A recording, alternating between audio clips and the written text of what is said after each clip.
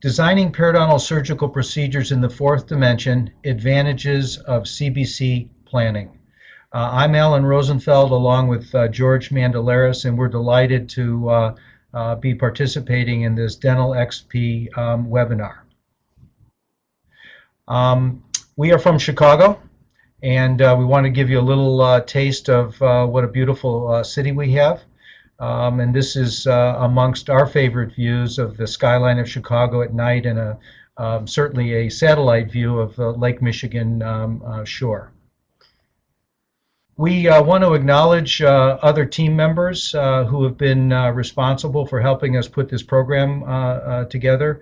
Richard Falls, who is our radiology technologist, Jeff Brooks, who's been a consultant for CBCT utilization, Christos Angelopoulos, who's our maxillofacial radiologist, and Wayne Zara, who's our implant rep in Chicago. I want to just clearly indicate disclosures. George and I both do consulting and lecturing work for Carestream Dental, Materialized Dental, as well as Biomet 3i. You know, you're probably wondering, what's this business about the fourth dimension? And what we've learned as a result of utilization of CBCT is that the fourth dimension is really the co-discovery process that we engage with every single day with our patients. Managing information through imaging technology allows us to consult with patients more effectively and dramatically in the comprehensive patient care treatment strategies. So if you think of the first dimension, it's really the clinical examination with the patient. Second dimension is your radiographic review, your conventional two-dimensional films. Third dimension may be three-dimensional volumetric imaging, multi-slicer, cone beam CT scan, and then tying all this together is really what brings about the fourth dimension, the co-discovery process with the restorative specialist, others, team members, and that patient, and developing a treatment plan among their problems in an atmosphere of true or enhanced informed consent and disclosure. So a few of the objectives that we're going to bring together today are going to involve broader applications of CBCT imaging in the specialty periodontal practice, really as a leadership tool for interdisciplinary collaboration and information management in determining risk. We're also going to identify patient case type patterns that will then lead to a specific diagnostic wax-up and in turn lead to a specific scanning appliance so that we're now imaging patients for implant-related purposes with a purpose. We're going to talk about two important concepts which we believe periodontists need to take the leadership role in, which are restorative leadership and collaborative accountability. We're also going to discuss how to get in the game. How do you learn a logical and progressive approach to implement CT technology and guided surgery in your practice?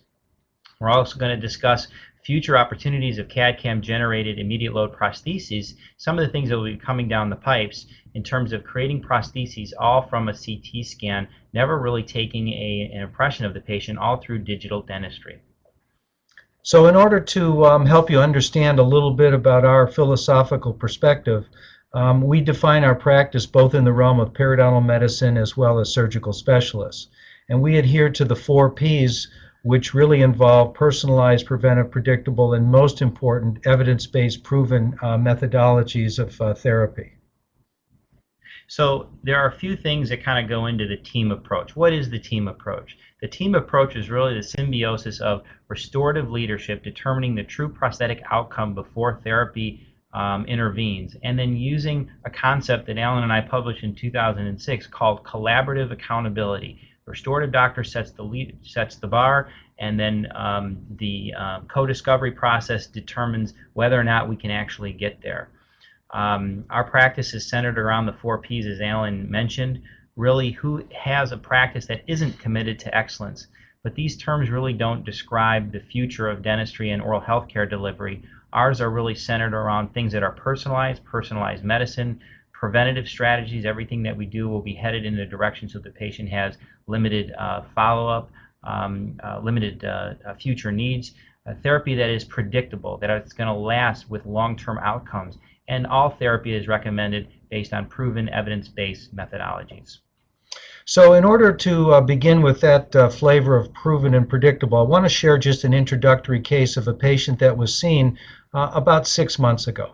This is a patient who presents with what appears to be a fairly substantially thick periodontal biotype. Certainly the gingival form and so on suggests that. But as we begin to look at her a little bit more carefully, we begin to see there's an absence of anterior occlusion. And when we look at the arch form, we're not particularly impressed by anything that's particularly unusual. But when we begin to look at the radiographs, we see two bilaterally symmetrical lesions on the mesial aspect of the premolars, which we don't have a real good explanation for the symmetry of this lesion. Yes, we can indict occlusion, but we all know that attachment loss is based on infection and bacterial contamination of the attachment. So as we began to look at this patient and try to go back and understand her history, I'll just quickly pull up some periodontal chartings, and we can see that we're dealing with substantially large defects for the cuspids bilaterally as well as the first molars bilaterally. And when we begin to go a little bit further, one of the things that we can also begin to see is that perhaps our treatment of choice might lead us to considering implants. Well, in obtaining a CBCT of this particular patient, we were able to notice quite substantially that there were some areas that really begged the question as to whether or not this patient was a suitable candidate for implants. So let's just look at one of the two premolars and ask ourselves the question, does the angle of the residual bone and the alveolar process and the trajectory of the occlusal axial position of the premolar really lend itself well to implants? What I didn't tell you is that this patient's in her 40s. And if we begin to look at the significant dental, alveolar, and perhaps alveolar skeletal problems, we see that there's a significant undercut below the crest of the bone here. And so it begs the question, what's the most appropriate therapy for this patient? And after considerable consideration, we decided that while implant therapy, which is certainly a fashionable mode of therapy, may not be the treatment of choice for this particular patient. If we look at the premolar on the opposite side, we see the same type of trajectory for this tooth relative to the residual bone. And certainly if we tilt the jaw in this particular position and we look for the deformity on the mesial of the premolar, it's pretty dramatic. So we decided to really begin a regenerative approach. And we intervened in some surgical therapy, attempting to regenerate the lost bone that you see here. And over a period of time, and I'll share this with you, this is the final post-surgical view here, we begin to follow the patient. Treatment began in August. We're now in September. We look at November. And we can see now, here now about 6 months later, that the patient's health has improved significantly. And certainly the radiographic appearance of the mesial of the premolars also looks significantly improved. And I think based on a proven, predictable, evidence-based approach, we were able to defer and delay the inevitability, perhaps, or the lack of inevitability of dental implants, especially since we didn't have a proven etiologic factor causing this problem. And certainly the literature supports that patients who have periodontitis around natural teeth are likely to have periodontitis around implants as well. You know, this is a good example of collaborative accountability, not so much from an implant-related standpoint, but from a patient being able to understand the risks and potential rewards of maintaining their teeth, have an appreciation of what the defects are, what are the regenerative possibilities of regrowing the attachment, and what are the limits. This allows the patient to make an informed decision of what do we want to do here. What does the patient really want to do? Do they want to save their teeth, or do they want to go into a replacement mode? So it really, you know, the common pathway here is the information that gives the patient and the doctors the opportunity to consult in an atmosphere of complete disclosure to make an educated treatment decision with all the cards being put on the table. And saving teeth in this particular patient was of high regard. So the process of co-discovery enabled the patient to accept the responsibilities and burdens of the treatment choice, understanding the risks and benefits thereof. So this is our journey. Started in 1988 with Rothman and Schwartz introducing the dental CT scan. Alan and our former partner Rick McCall and bringing this into the practice in the late 80s using analog CT, which then led to barium templates and a 3-part paper in International Journal of Periodontics and Restorative Dentistry in the early 90s, really defining the concept of optimal final tooth position. Our journey then started in 2002 with the advent of stereolithography and the ability to use bone-supported medical models and guides, that gap being closed from how do you take that information from a CT to now the patient. We started with our first mucosal guide in 2004, our first immediate load prosthesis using guide surgery, meaning the osteotomy sites were prepared but not the implant delivery was done through the guide in 2005. Again, this led to a more sophisticated approach in 2006, where we did our first full arch extraction bone reduction guide, immediate implants, and immediate loading, all through guided surgery. A 3-part series in 2006, and then the Biomet Navigator Alpha and Beta testing. So you can see that we spent a lot of work and dedication in this field. But and this even led to the first book of its kind, which we're very proud of, in 2009, published through Quintessence. But what we found was that this 20-year journey in 2010 led us to a position that basically everybody's an expert. And we could no longer define our practice as being the CT guys, so to speak. This led us into the Carestream dental CBCT unit in the 9300, which we incorporated in June of last year. And again, another book contribution coming out this year with David Sarment and Debbie Huang. So this has been our journey. So now the question is, how do we use imaging to further define our practice? Where are we going since we're no longer the experts? We're a part of the crowd. If you compare X-ray dosage, none of you out there would scoff at the fact that as a periodontist, I need a full mouth series of X-rays to render a diagnosis and treatment plan for a patient that's referred to the practice. That's pretty much standard of care. And when you consider the most common dental X-rays that are being used in this country, it's the plain film, D-speed film that's utilized.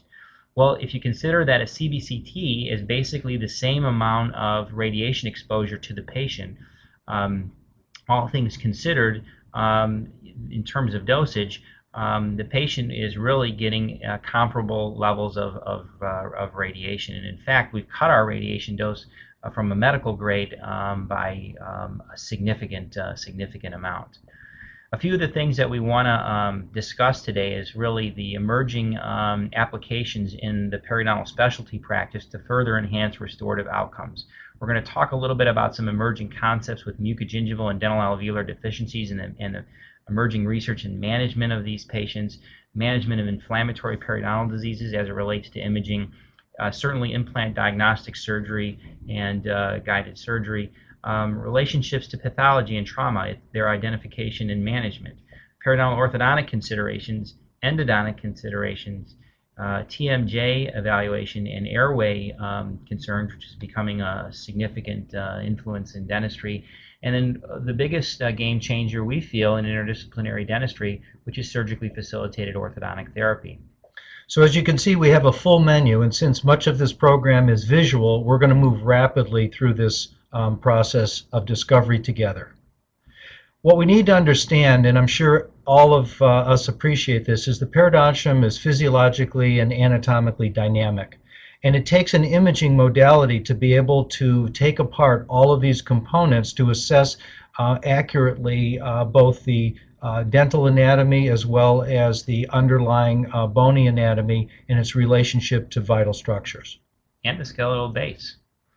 And there are a couple of articles that have been published that clarify and validate the fact that volumetric imaging, by and large, is superior to all other imaging sorts. So when you're looking for an imaging system, you want your viewing software to allow you the capability of looking down the long axis of each independent tooth in the arches. So let's talk a little bit about clinical myths and realities. The first clinical myth in terms of guided CBCT analysis is that really this type of inquiry, this type of imaging modality is really only useful for implantology. That's really its only place. The reality is this type of imaging is really going to emerge as the modality of choice for interdisciplinary dental facial therapy.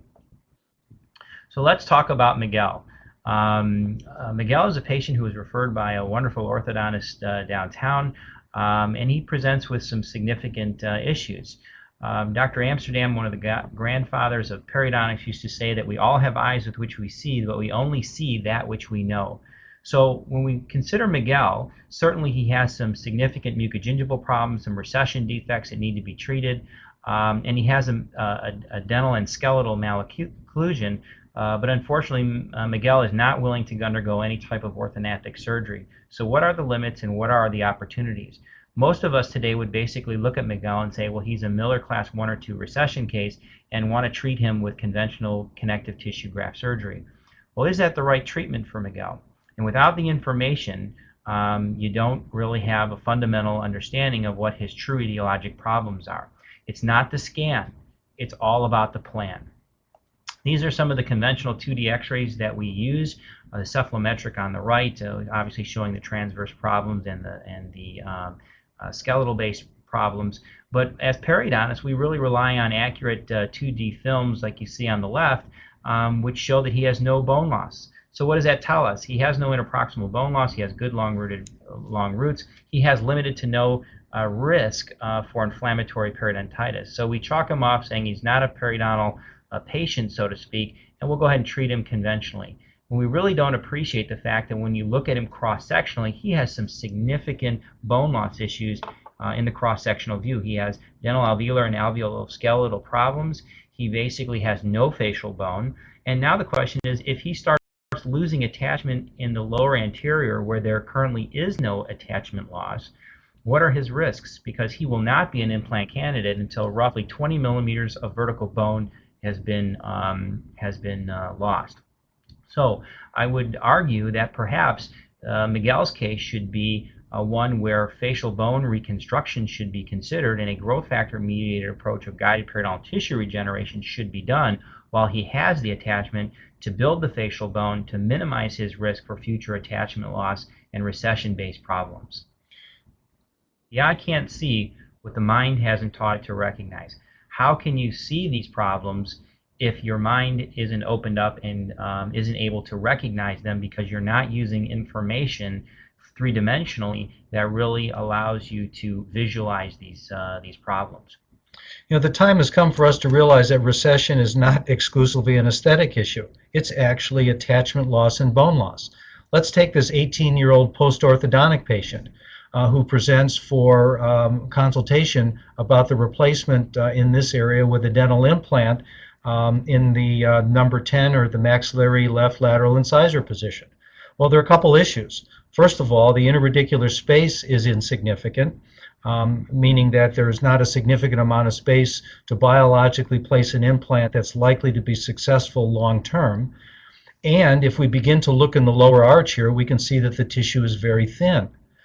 But like in the Miguel case, where you might think it's a kind of an unusual situation, let's take a look at this. Look at the lower incisor area here where you see no facial bone whatsoever. Look at the mesial inclination in an attempt to couple the lower incisor with the upper incisor. The question becomes, had we known about the skeletal dental alveolar problem prior to orthodontic treatment, might we have had different considerations in the management of this patient? Now, there are a number of articles that have come out recently. I've selected one. This is from Boozer's group in Switzerland.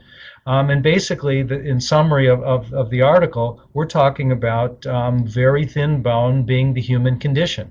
In fact, it says here that approximately 90% of the patients have less than a millimeter of bone. So we're already dealing with a significant vulnerability in all of our patients.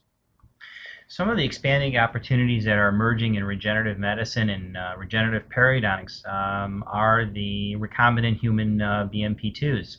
And so what I'm going to do is here is show you Karen's case. Karen is a patient who obviously has a problem in the lower anterior.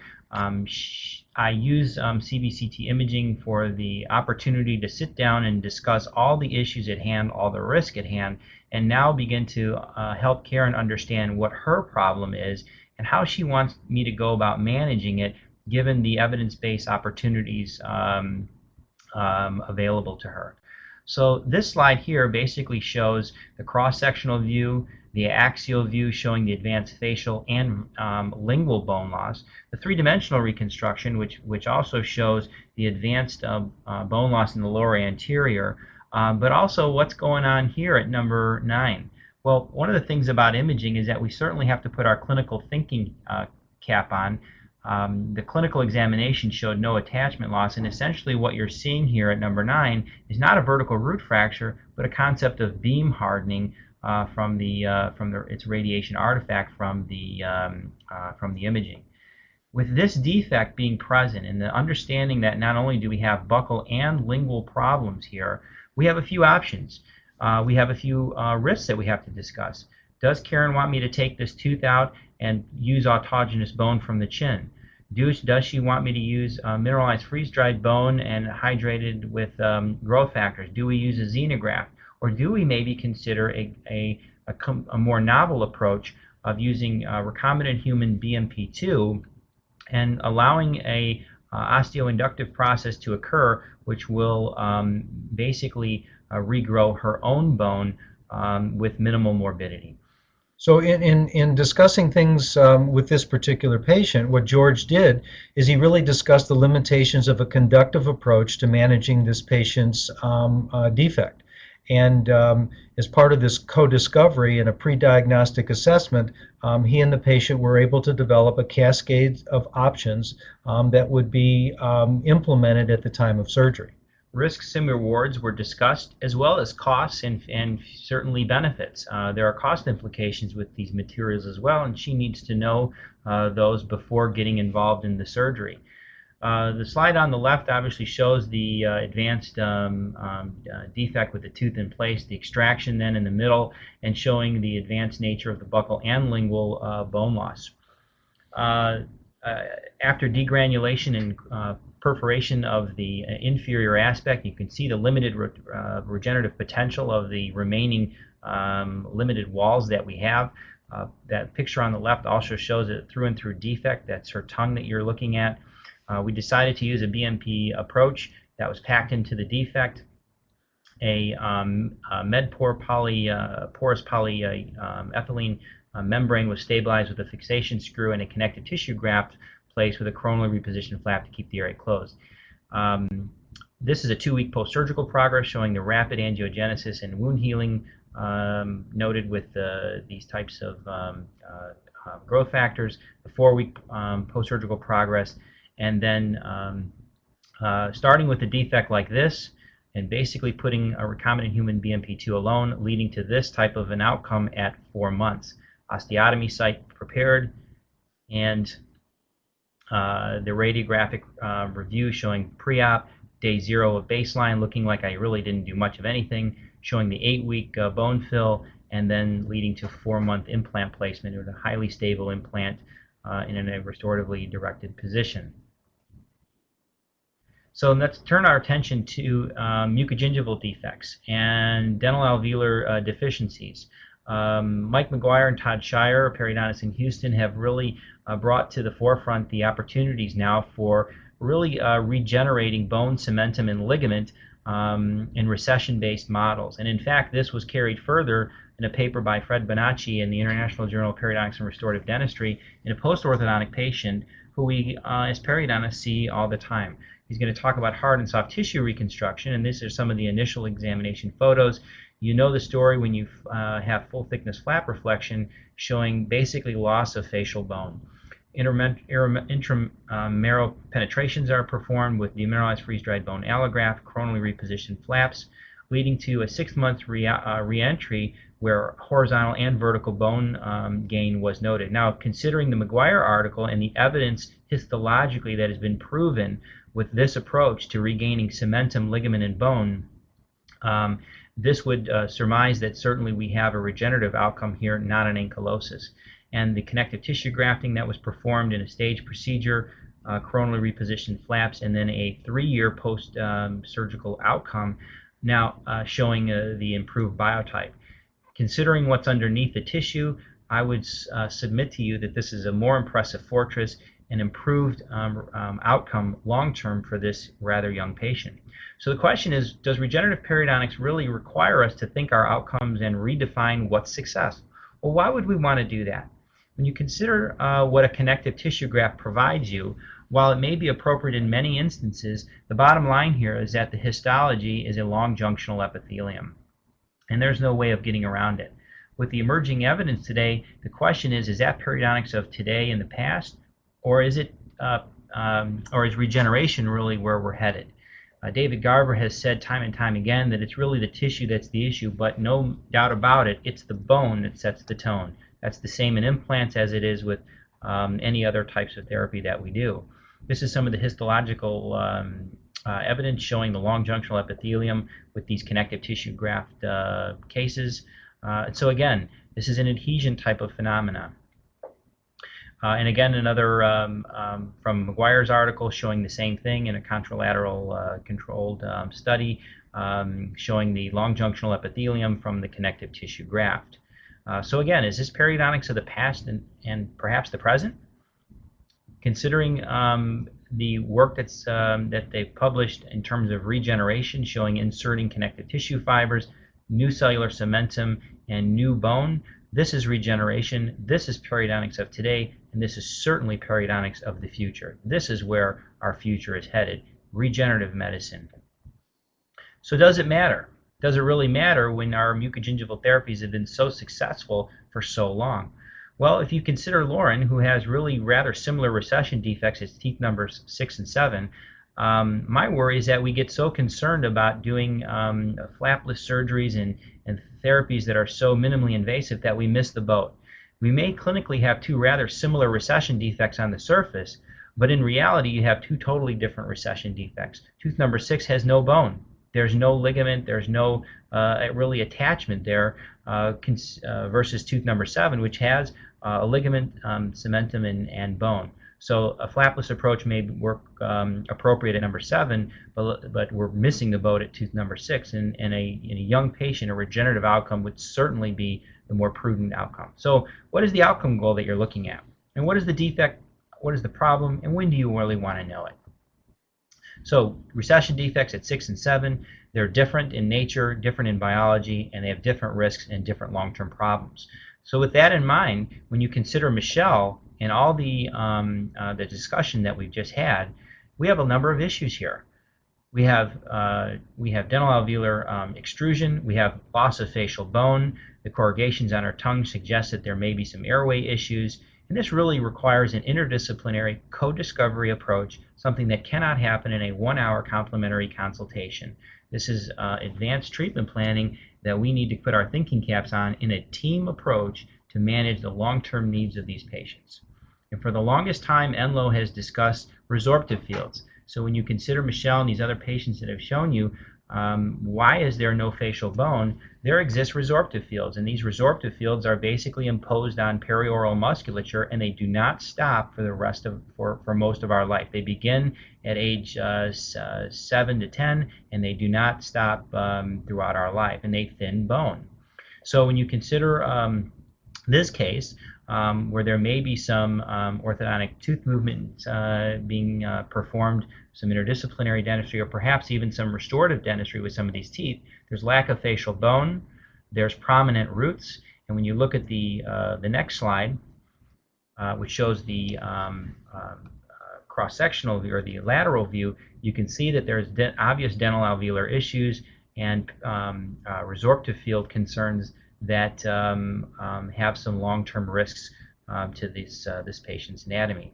A growth factor mediated approach of regeneration was selected. We used mineralized freeze-dried bone allograft.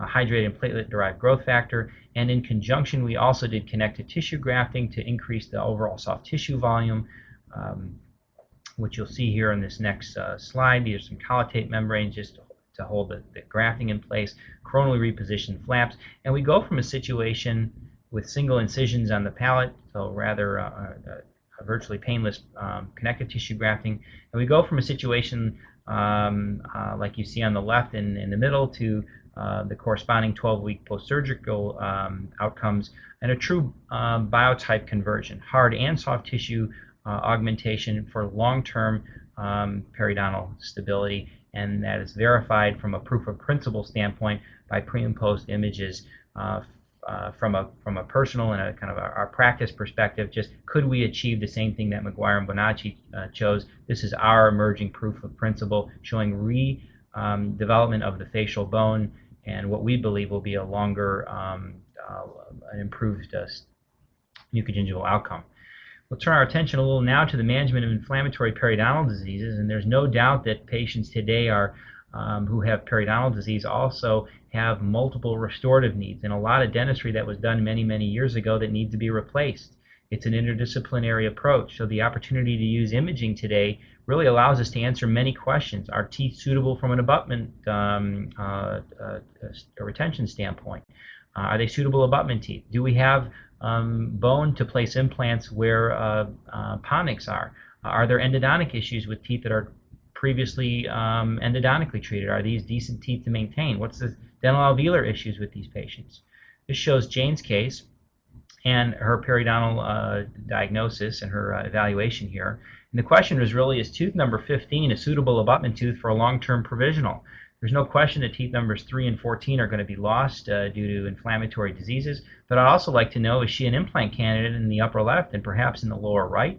These are the x-rays that we received from her restorative dentist, and these are unfortunately not of the highest diagnostic quality, and this imaging really allows us an opportunity to answer many of these questions.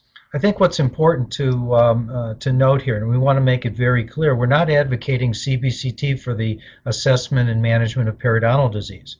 And I want to emphasize very clearly that in this particular case, with impending implant utilization as part of the restorative therapy, the use of CBCT allowed us to assess not only implant opportunities, but enabled George to determine which of the teeth became the most suitable abutments for a fixed provisional restoration during this transition phase.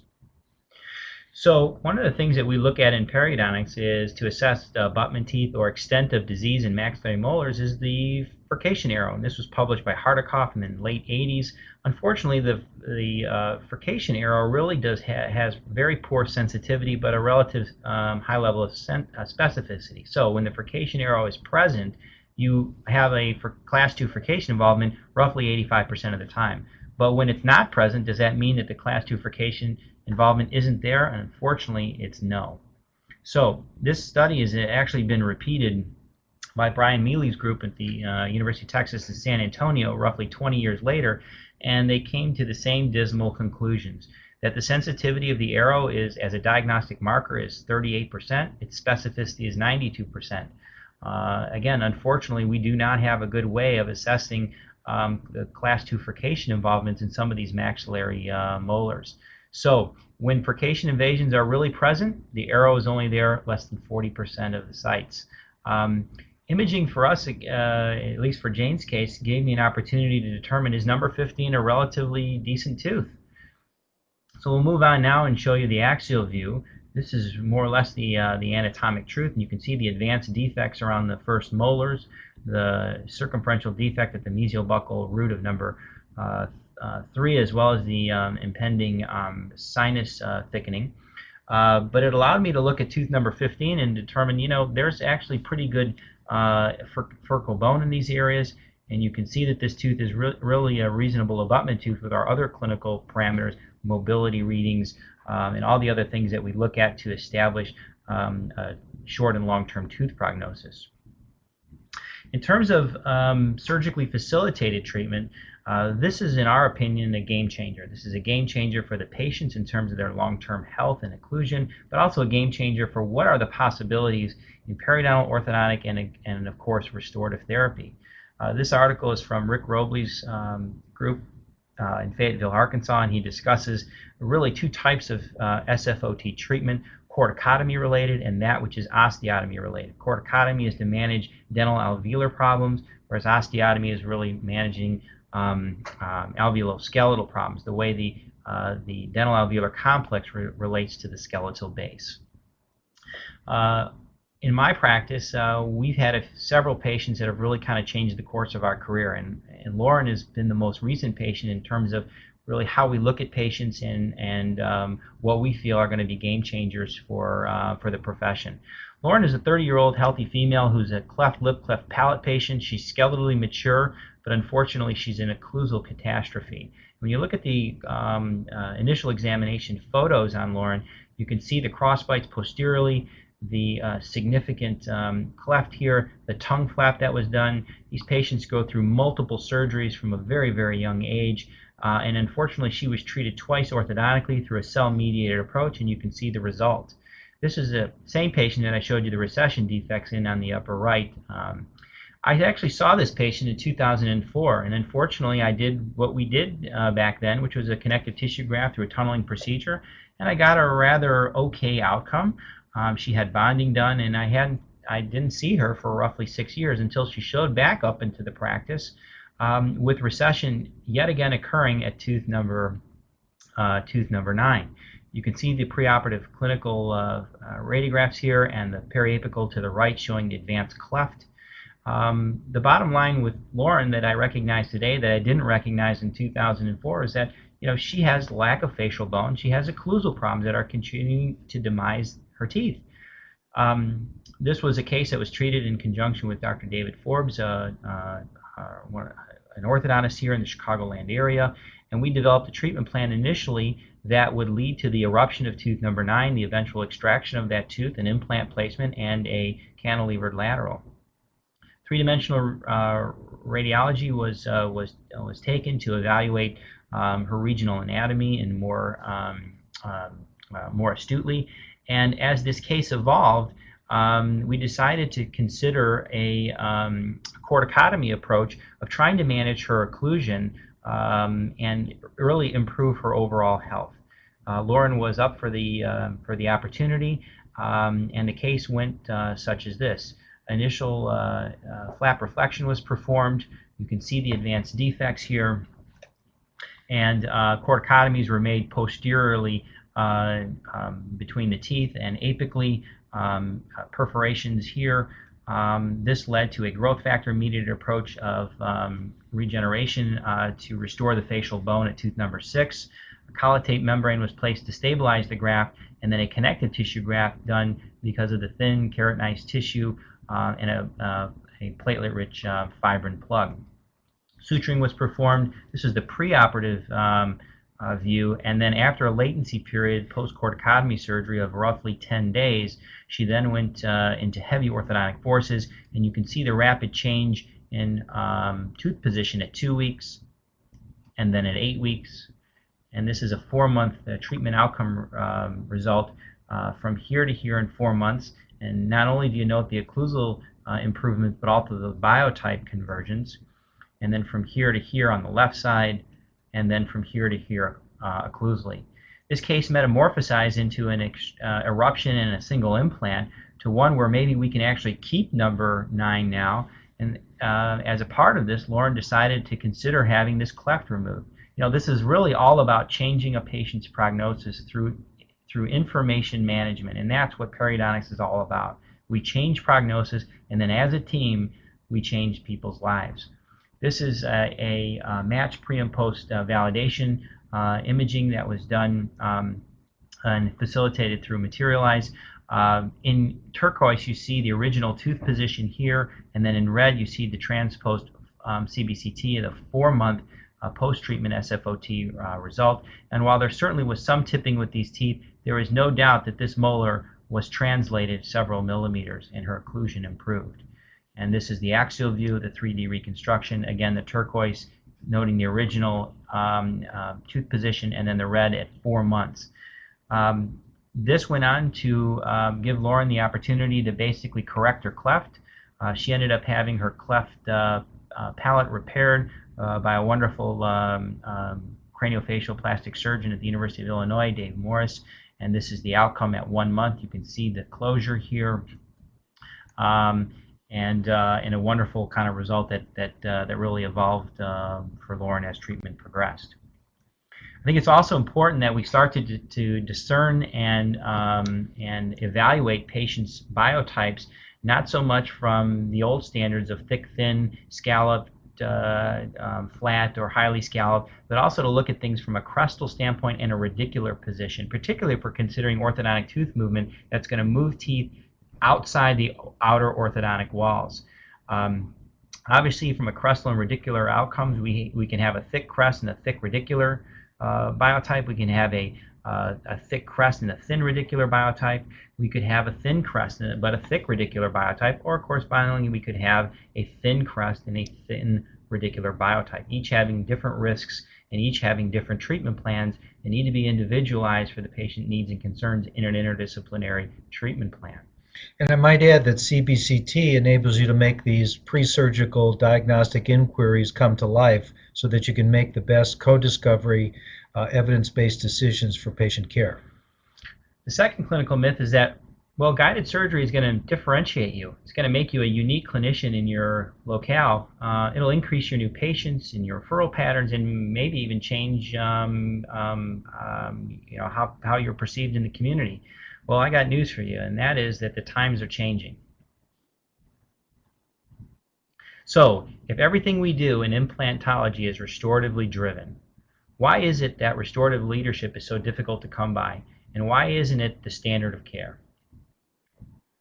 Let's talk about the third clinical myth, which is that my referring doctor oftentimes says that their lab does a great job with wax up and making scanning appliance. We're going to discuss interarch and intra-arch space appropriation, which is what it's all about. Unfortunately, most technicians have not been taught how to appropriate teeth for implant prosthetics. They don't understand periodontal anatomy, and unfortunately, they don't have any leadership through their restorative colleagues. This is an example of a wax-up that was submitted to me with a full mouth reconstruction being embarked on. Implants were asked of me to be placed in the premolar positions, and upon looking at the diagnostic wax-up, which is supposed to be the blueprint for the final outcome, there's really no way that implants can be placed in this proposed tooth position situation. Space doesn't allow it. Unfortunately, spaces are just filled from a wax perspective. This case is not set up properly from an implant biology standpoint. We do have information that we can disseminate to our colleagues, to our technicians who are a big part of our team, and our restorative specialists. Articles such as John Sterrett's work that show the mesial distal spacing of teeth. We do have numbers that define what's normal. And when we're working in a situation where we don't have normal, we want to start with what is normal. This is an example of a case where implants were placed not under the scanning appliance because the scanning appliance wasn't set up properly from a mesial distal space appropriation standpoint. So while we have good intentions, this unfortunately is the wrong outcome. And from a buccolingual perspective, denture teeth really, unfortunately, do not set up teeth properly. I would argue that unless you're using anatomically correct teeth, denture teeth usually do not manage space well in a partially edentulous patient who again is embarking on an implant biology solution. So this is an example of a case that was set up using denture teeth. These denture teeth may manage things okay in the mesial distal perspective, but when you're going in a totally guided surgical world and everything is controlled, mesial buccal, distal lingual, and the vertical position of that osteotomy site and that delivery is being calculated through the guide, and these teeth are not representative of what the final outcome is truly going to be, you're dead in the water from the beginning. So we really don't want to use denture teeth that are not anatomically correct to set these cases up. And obviously we do have information that will define what's normal.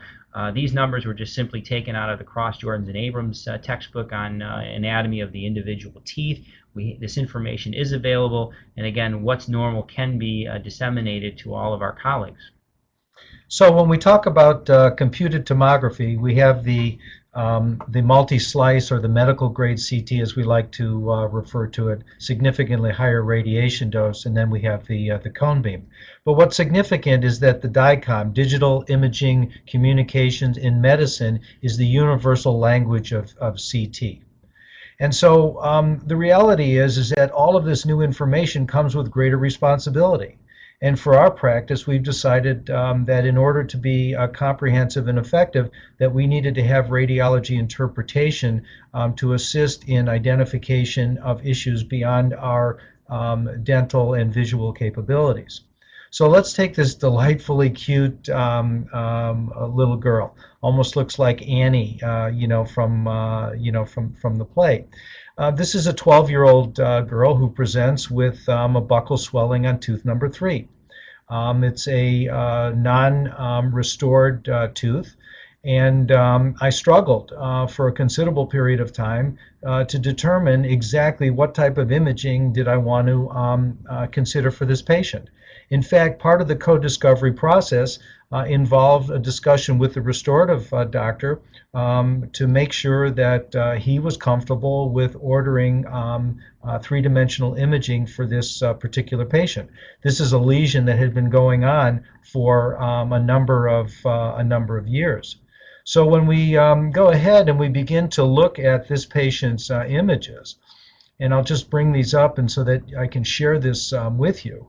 And what you'll see that comes up in the CSD software is basically the orthogonal views, but we'll switch to the more familiar dental appropriate views. And you can see in the upper left the significant lesion associated with the mesial buccal root. And you can control the thickness of the slices that you're looking at so that you can begin to scroll through and look at all of the dimensions. This is one sizable lesion for a 12-year-old girl, and you can see the reactive pathology in the sinus directly above this. No pathology whatsoever on the opposite side, but look at the thickened Schneiderian membrane in this particular area, and so it was determined that we need to further assess the endodontic status of this tooth. And this led to a inquiry with our radiologist, who advocated, and I want to point here, is that if this tooth turned out to be vital, that he recommended biopsy of this lesion based on the concern. Certainly an unusual finding in a 12-year-old. So a collaborative process through the periodontist, the restorative specialist, the oral maxillofacial radiologist, the newest member of the team with the three-dimensional information now, really where dentistry is heading, and of course the endodontist. Everybody on board making decisions to help this patient. This is a patient that we saw a few years ago in the practice that had been unfortunately in a biking accident at 10 o'clock at night with no light on the bike and listening to an iPod. Avulsed the central incisor here and had these teeth bonded in the emergency room at one of the regional hospitals. And you can see the implantation or reimplantation be pretty effective, and some endodontic therapy was initiated. And I just want to take you very briefly through the assessment. What you're going to see on each of these CT scans is the multi-slice CT followed by cone beam approximately 6 to 8 months later. At the time, this is the only imaging modality that we had in our practice. So you can see the image of tooth number 6 here, and we'll move forward to tooth number 6 about 6 months later. And you can see the comparable accuracy and clear visibility between the two types of modalities. Here's tooth number 7. We can see the periapical lesion in the center here. If we move forward to 6 months later, we can see endodontic therapy completed and some resolution here in the apical portion. Tooth number 8, we can identify a palatal fracture. This was the tooth that was avulsed, and we can see the displacement area right here from the palatal aspect of the alveolus. If we go to number 8 now, 6 months later, this tooth happens to be ankylosed. Again, the imaging quality quite good. We move on to number 9. We can see some of the displacement trauma on the radiograph here, as well as the 3D image. Let's move to cone beam. certainly a comparable method of imaging, again with significantly less radiation exposure. Here we are, tooth number 10. And as we move forward, we can see the post-endo result of tooth number 10. And if we go ahead now and just look a little bit further, number 11 appears to be quite normal. So for this patient, the response that we got was just her own natural healing of being youthful. And it was a simple matter of placing a conventional soft tissue graft to alleviate the frenal pull. And this patient has done well over a period of time. We can also use radiographs, 3Ds, to kind of track the emergence and progress of the maxillary endosseous artery that we often find in anastomosis in the area of lateral antral sinus bone grafting. And this is an example of such a lesion. And this was published by Young in the international, not the international, but JOMI, Journal of Oromaxillofacial Implants. We go a little bit further, you can see how they track the positions in first, second, premolar, first and second molar positions. And this is an example, and I'll have George explain this. This is his patient, but this was the pre-surgical radiograph that was taken, supplemented by a cone beam. You know, so many of us look at this information and we look and we say, well, there's certainly vertical augmentation needs, whether we do this staged or in a simultaneous approach. Unfortunately, this radiograph shows you nothing about sinus pathology, shows you nothing about regional anatomy, other than the fact that you have lack of ideal vertical bone height. So here's the case, it's opened up, we do a lateral window, and lo and behold, here's the artery running right through it. Now, really, hitting this artery, embarrassing this artery is not something that is not meant for a good day. Having information ahead of time allows us to identify where that artery is. We can dissect it out in a very relaxed manner. We know where the anatomy is. There's the axial view, and here it is dissected out. This artery that's in the lateral window is an anastomosis of the infraorbital artery and the posterior superior alveolar artery. And when you consider, well, how often is this present, and am I showing you something that's just there, 2 or 3% of the time? The reality is this artery is present 53% of the time. This article was demonstrated that by Tarnow's group at NYU, and knowing that ahead of time, and after it being dissected, the sinus is elevated, grafting is placed, and the area is closed. The implant is placed simultaneously in a very predictable manner. So again, just having information ahead of time allows us to offset a lot of potential complications, not only from the surgical standpoint, but also from the staff standpoint and from the patient standpoint. Arteries in the anterior mandible are also need to be given high consideration, particularly with implants being placed in the number 24-25 area, or in the cases where immediate prosthesis, immediate loading is being done in the anterior mandible. This article by George Romanos recently in the International Journal of Oral Maxillofacial Implants certainly demonstrates that they're high prevalence and is something that needs to be given careful consideration. These are different cross-sectional and axial views of some of our cases. An interesting case here, basically a patient referred in for implant removal in the posterior mandible, as well as treatment of her recession defects in the mandibular anterior. Well, having this information ahead of time allowed me to identify that this patient had a significant lesion in the anterior mandible. This is a patient who basically did not disclose to me that she had a chin implant placed 30 years ago. This is pressure necrosis or pressure resorption that you're seeing in the anterior mandible due to this chin implant that was not disclosed as a part of the initial examination process, but has significant repercussions as to how, and even if I'm going to manage her mucogingival problems whatsoever. Could you imagine going ahead and doing mucogingival surgery in this patient only to uncover an unbeknown chin implant? How do you manage a situation like that? And of course, we have more mundane problems where we have an impacted maxillary canine in this particular case. And so this particular patient, 17-year-old young man, actually I think he was a little bit younger, I think he was about 14 years old. It was a simple matter of imaging It was a simple matter of determining exactly where the tooth position is. You can see the dilaceration in the lower right cross-sectional x-ray, as well as the panoramic image here, which has implications for the orthodontist in terms of movement. And the clarity is remarkable. You can even see the pulp stones that exist in this cross-sectional view. Well, this led to a rather simple and straightforward surgical procedure. This DICOM data was placed into a Simplant software so we could view it in another modality. And what we're looking at is a series of masks, merely taking the anatomy away, making some critical decisions as to how we're going to go about exposure, along with a soft tissue graft, ultimately leading to forced eruption for this patient. This is a patient who is actually one of our hygienists. She was complaining of pain on the upper left area. One of the days we were working together, complaining that she thought she had recurrent sinus disease. We had some imaging done. Unfortunately, this two-dimensional picture really shows nothing. Percussing the tooth won't do anything because it's double abutted as a part of a fixed partial denture. But being able to see it three-dimensionally clearly shows the endodontic lesion. Now, this lesion is not perforating through the buccal plate, and so you're not able to really appreciate it on a two-dimensional picture. But certainly having the opportunity to see it volumetrically underscores the diagnosis completely and allows us to manage her appropriately. TMJ and airway issues are things that are going to be coming more and more to the forefront. You know, for the longest period of time, dentistry has been imaging the front of the system forever.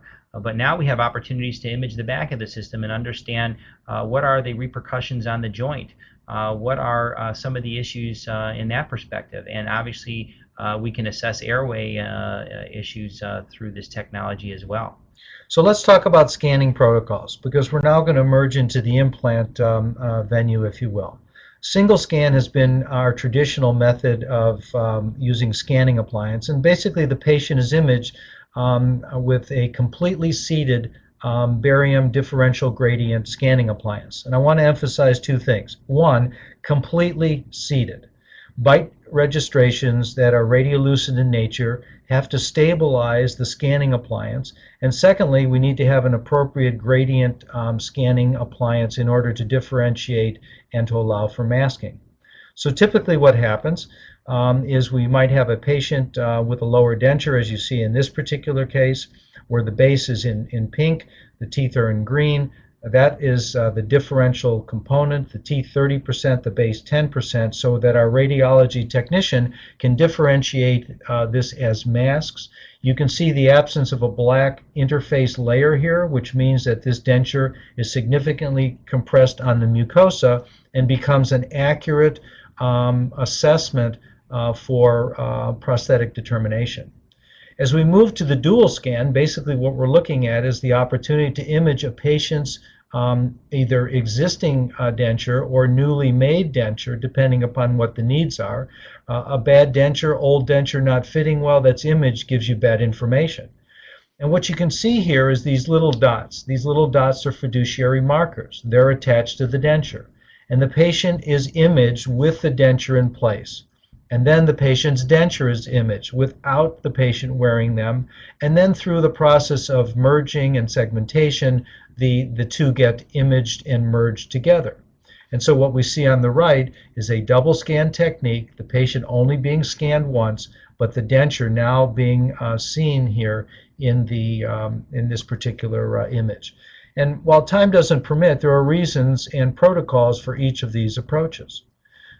So with all the implant options, we certainly have the ability to basically just do conventional surgery and use our brain, or we have opportunities now with CBCT technology to generate stereolithographic drilling guides, which give us opportunities to go partially guided, go totally guided, that is fixed or non-fixed, and we have bone, tooth mucosa, and mucosal options. So with all these options on the table, where does one begin? And where does one begin to incorporate that into their practice in a logical and progressive approach that will ensure safety and successful outcomes? The first option is basically just use conventional surgery, use CBCT technology, and come to the table armed with information. do surgery the old-fashioned way, but at least you're better at it because you know the regional anatomy and you know what the performance standards are going to be.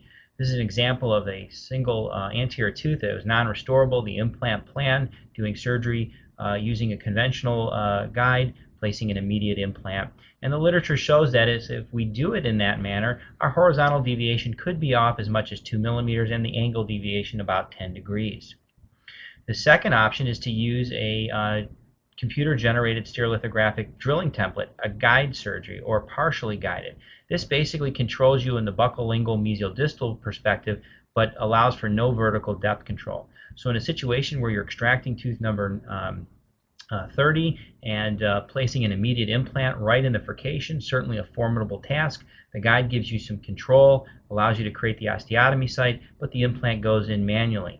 And because that's not controlled through the guide, the angle deviations and the horizontal axial deviations are improved from doing it totally manually, but are still not perfect. Going into the last generation, which is totally guided, we have one drilling guide for osteotomy site preparation and implant placement. This controls us in all three planes of space. It requires the most detail in treatment planning. And this is an example of a total guide surgery that is not fixated. You'll notice the implant mounts here. This is the guide and the implant mount delivering the platform of the implant to the correct vertical dimension. This is an example of a partially guided patient, or partially edentulous patient in the posterior maxilla.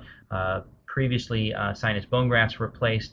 A total guided surgery, fixated in the palate, and the implants are placed through the guide. Now, I want to point out, just so that we're clear, you can see that this guide was used kind of in an interesting fashion, where an incision was made here and the soft tissue was reflected to the buccal. Even though this is a mucosally supported guide, we still decided to reflect a flap so that we could have better visualization following implant placement. The literature shows us in a totally guided approach, we can get to sub-millimeter horizontal deviations, and our angle discrepancies can be less than 5 degrees. That's rather impressive, but again, difficult to start at the highest level. So how do you incorporate this into your practice? We published an article in 2008 that talked about the expanding influence of guided technology and how to get in the game. The first step is simply use information alone, come to the table armed with information. Second step is to basically use a bone-supported drilling template during open flap surgery. It's what's most similar to what we've been doing for all these years, and we can abort the guide if we've noticed that intrasurgically the plan is mistaken. The third option, or the third step, is to use a tooth or tooth mucosal supported drilling template and consider doing it flapless if appropriate, if regional anatomy allows, because this improves precision and accuracy in osteotomy site preparation. The implant is still placed manually. The fourth step is to go totally guided, but we advise proceed with caution. A mucosal supported drilling template, certainly for flapless surgery, has many advantages that we all know about, but this is certainly blind surgery. It requires the highest level of skill and detail in treatment planning, and it also comes with the greatest risks, but it also comes with the greatest reward as well. I think the point that we're making here is that there are opportunities at low risk to yourself, your practice, and patient to enter this guided surgical realm. It's not an all or none phenomena. So let's talk about rapid prototype navigation systems. And there are many implant companies that support the guidance systems with their particular dental implants. And what's common to all of them is that they're accurate. They all resemble a significantly sophisticated engineering protocol. They're generally efficient, but they're programmer dependent. And that means you, the doctor, not a laboratory technician, not a third party, but you, the doctor, have to be responsible for making the critical decisions that only you and your educational background and clinical experience allows. And here's a typical kit. Okay, and the programmer dependency is this. This is a toolbox. And this toolbox lacks any credibility in terms of a life action or life form entity. It's only the result of a proper plan that allows the elements of this toolbox, so to speak, to be implemented in the specific, patient-specific surgical procedure as well as the ultimate restoration. So this box is brain dead. It's kind of like the Wizard of Oz. The Tin Man was looking for a heart. This is brain dead. And it's you, the doctor, along with the imaging software that allows for the surgical procedure to be successful. So you have an opportunity to be accurately accurate. The evidence-based literature shows this, or you can deliver an inaccurate plan very accurately as well.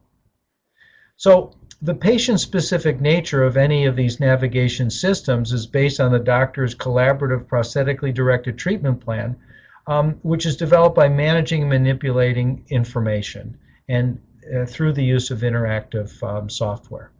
So after the case is successfully planned, you get basically a scorecard back that tells you the instrumentation to use in order to place the implant that you've determined important and relevant to a particular area. So if we take a look at this particular patient, and this is a case pattern 4, we're basically looking at a scanning appliance here. And the scanning appliance is then utilized to effect a proper CT scan, making sure that the appliance is appropriately held in position. And we can see the plan that's developed in a three-dimensional realm along with the fixation pins that you see here. And ultimately, we can go through a series of modeling, this being the RP, not the RP, but the immediate smile model from Materialize, where we can see the soft tissue is placed on this RP model along with the analogs. And we're just showing here how the surgical guide fits on that model, how the RP duplicate of the scanning appliance fits on that model, and this RP duplicate of the maxillary scanning appliance can be used to mount the case on an articulator, which ultimately leads to the selection of components and ultimately then to the surgical procedure, where you can see here in this particular slide how the guide is fixated and the implants have been delivered. And here we're removing the fixation screws in the next slide, as you see here, along with the removal of the implant mounts, leading to basically a atraumatic flapless surgical procedure. Now, in collaboration with the restorative dentist, who attends the surgical performance as part of the team, goes about developing the attachment of the prosthesis to the implant cylinders in a very organized manner, as you see here.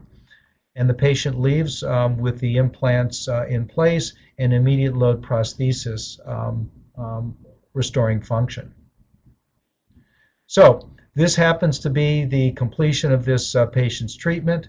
The patient understood that this was going to be a maxillary fixed hybrid type appliance. It was very important to check the lip support. All of these issues were handled pre-operatively, not intraoperatively, and the completion of the case was done efficiently and effectively, as you see here.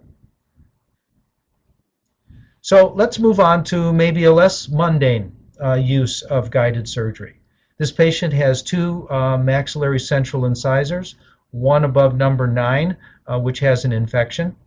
And when we begin to look at the periapical radiograph, we see a significant blunting and of the teeth along with root resorption, but we also see probably the origin of the fistula tract on that particular radiograph.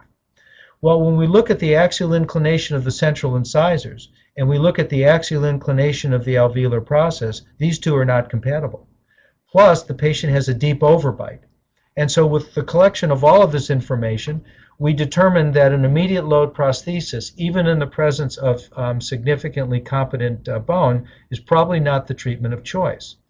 So we're going to use guided technology to, number one, affect implant placement and allow us to be able to develop custom healing abutments. So this is the plan, and the patient's teeth became the scanning appliance. You can see with the transparency here, we can look and determine where the implants are going to be placed. And then we had the patient's maxillary stone model and mandibular model imaged, and we had them articulated on the Simplant software. We had a guide fabricated, and remember, the axial inclination of the implant position is contrary to where the final tooth position is going to be. And so we need to be able to resolve those issues.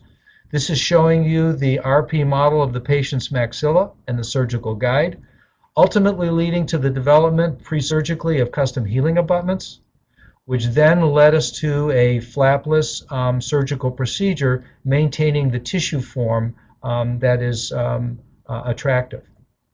So the teeth were removed, osteotomies prepared using the surgical guide, as you see here, and the implants placed.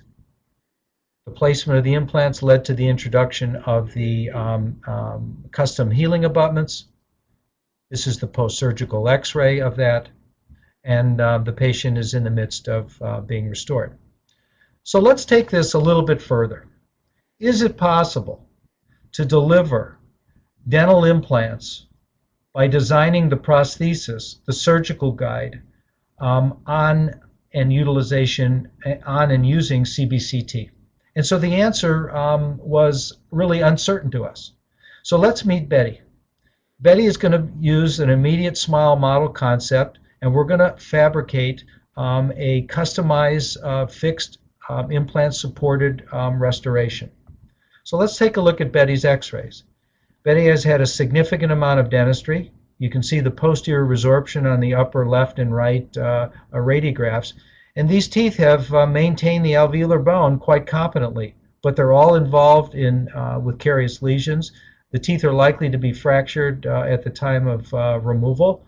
But our goal is to remove these teeth and effect a positive life-changing event for this patient. So the diagnosis was advanced maxillary alveolar atrophy and sinus pneumonization. She's not a candidate for implants in the maxilla. She has advanced posterior alveolar atrophy in the mandible. She has unrestorable teeth and biomechanical prosthetic failures. So the plan was, let's develop a mandibular CBCT study. Let's use virtual teeth from the implant and tooth libraries. Let's set up a plane of occlusion by superimposing virtual teeth on the patient's existing prosthesis. Let's do the extractions. Let's reduce the bone. Let's immediate load. Let's CAD/CAM generate a prosthesis and deliver an opportunity to have a final solution 4 months later. So the CBCT that you see on the left represents the patient's existing condition, and you can see the excellent management or processing, I should say, by our radiology technician. And you can see the implant library now developing space appropriation and likely final tooth position as we see here. So we have now the mandibular model. We've essentially extracted the teeth on this RP mandibular model. We've also designed a bone reduction guide, because the bone is going to have to be significantly reduced vertically because of the thin nature of this patient's crestal and mid-radicular tooth bone type. So here's the bone reduction guide fitting on the RP model. This is a different model showing the osteotomies that have been prepared on the RP model, as you see here. And ultimately, we're looking at the bone reduction guide following the removal. We can have the prosthesis fabricated ahead of time. This is just showing you a little bit of our experimentation with what this prosthesis is going to play out at the time of surgery. And this essentially is the composite restoration that's going to be attached to the implants. And I want to point out the thinness of the restorative material on the lingual aspect here, which really means we have to be quite accurate in the introduction of these implants. So this happens to be our crisis management device, because quite honestly, when George and I did this case together, we weren't exactly sure whether this technology was going to come together or really kind of create a disaster. Now, with the co-discovery process and by including the restorative doctor as well as the patient in the decision-making of what we're attempting to do, we all agreed to move forward. So this is the surgical guide, and the surgical guide is going to fit on the reduced bone level. And the navigator plan was implemented, and here we are now at the time of the surgery. Essentially, the prosthesis was forcibly removed without cutting. You can see the inherent fractures both vertically and horizontally that occurred. A flap is elevated. And we're now going to apply the bone reduction guide. So this is the amount of tooth and bone that needs to be removed in order to be able to seat the surgical guide to affect the surgical procedure that we're wanting to complete for this patient. So with the use of piezo surgery, we're basically making a horizontal incision through the teeth and through the bone. We're not going to waste our time trying to use extraction forceps to remove these teeth. And we can lift out in block, in total, this entire section, and then refine the level of the bone using an aggressive rotary carbide burr, and very simply remove the root tips as you see here, allowing us an opportunity to seat the surgical guide, fixate it in place, go through the process now of preparing the osteotomy sites, delivering the implants, ultimately removing the systems as you see here, and resulting in 4 implants that are placed. Using Ostel, frequency resonance assessment, or ISQ, we can determine whether or not these implants are likely to be stable enough to go through with the loading process. We go through the fabrication, which is quite straightforward, putting on cylinders, ultimately leading to a prosthesis that is luted together at the time of surgery, and closure is going to occur now, and then the prosthesis is finished, as you see here, and ultimately will be delivered to the patient. So here we are at the completion of the surgical therapy. We added some occlusal acrylic pad here to improve the occlusion in the worn upper denture. What's great about this case is that we're not trying to show you this prosthesis with some sort of aha or some sort of outstanding prosthetic talent we have. What we're showing this for you is because this is where the future is going. This prosthesis was all generated from a CT scan and virtual teeth. This prosthesis was not generated from a conventional impression type of laboratory approach, and that is amazing. So these are the radiographs taken at the time of surgery. This is how Betty looked at the completion, and this is about 6 weeks later, and ultimately this was about 4 months later when the prosthesis was removed and the implants assessed for integration. So, as George was saying, this particular case wasn't one to show you, to give you the oh wow, aha experience. It's giving us a taste and a flavor of where we're headed and what we're capable of doing. Several years ago, we published an article in PRD discussing what we felt the key elements were for totally guided implant surgery. This article is in International Journal of Periodontics and Restorative Dentistry, and in combination with Samantha King and Mark Nevins.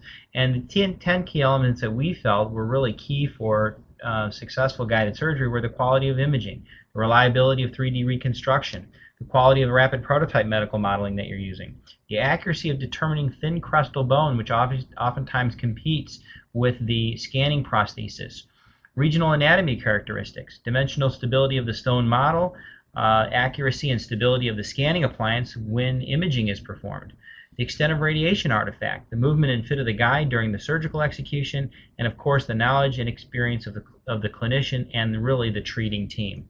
What I will underscore, and what we'll both underscore here, is that technology, no matter how sophisticated it becomes, is never going to be able to usurp surgical or biological principles. It is not a substitute for sound judgment or the interdisciplinary team approach.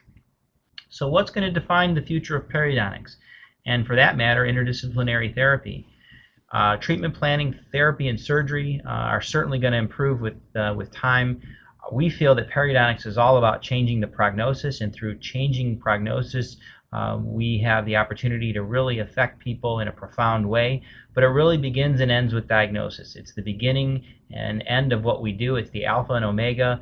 Diagnosis is really what it's all about. So again, diagnosis and through prognosis and being able to use technology to change prognosis and better implement therapy really is where dentistry is heading. And we believe that imaging can be a part of our interdisciplinary armamentarium, and it can go beyond that just used for implants. So in conclusion, imaging is hopefully will emerge as the specialty will emerge as the imaging modality of choice in the specialty periodontal practice. In the future, it can be used as a tool for interdisciplinary leadership and information management and risk assessment. Case type patterns can be identified, which lead to different diagnostic wax-ups, which then enable the fabrication of scanning appliances reflective of the true prosthetic outcome. I know we talked a little bit about case type patterns, and case type patterns are discussed in more detail in our book published through Quintessence, The Art of Computer-Guided Implant Therapy, the chapter written by Rick McCall. The concepts of restorative leadership and collaborative accountability are the fundamentals that can be used to facilitate true prosthetic outcomes and a restoratively directed practice. There is a logical and progressive approach to get in the game with CT technology. We don't have to start at the deep end. We can use a progressive approach to ultimately lead to the most sophisticated ways with confidence and success. And future digital opportunities involving CAD/CAM generated prosthesis will facilitate patient care. No impression techniques. The future of periodontics really depends largely on its past. We feel that it's all about supporting prosthetic outcomes. It's about education. It's about the team approach. With that, we want to leave you with a final thought with a quote from John Kennedy. Change is the law of life, and those who only look to the past or present are sure to miss the future. Imaging is an opportunity to look into the future. Digital dentistry is here to stay, and we hope that you'll join that movement and have appreciated our discussion here tonight, and we want to thank you for your attention. George and I, again, want to thank Dental XP for giving us an opportunity to reach an audience that's mind-boggling, and we look forward to further interactions in the future. Thank you.